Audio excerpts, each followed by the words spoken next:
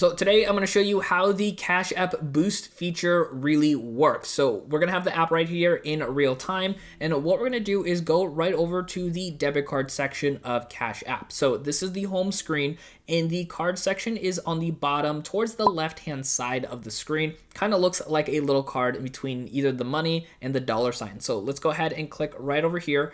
And if you don't have a debit card, this is where it's going to offer for you to get a free debit card. It costs you nothing to manage it. Now, if you already have the debit card, you're going to see the thing that says right here, it says add boost. So when you click on here, what this is going to do is it's going to give you a bunch of different options to save money. Now, this is going to be different for different parts of the country, so it might not all look the same for you.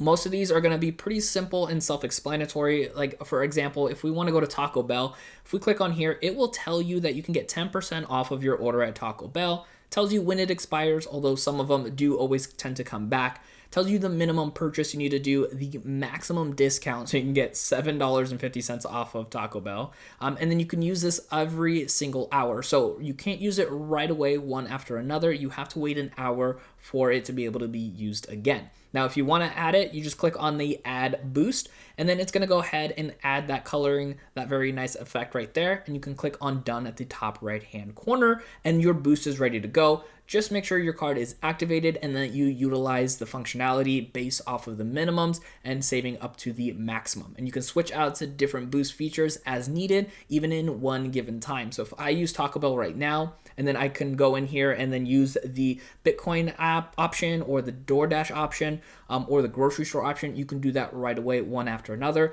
The cooldown feature is only in that particular boost as you use it. Now, I want you to keep on learning more with Cash App, so check out my video right over here to learn just how to do that. My name is Dennis, and I will see you in that next video.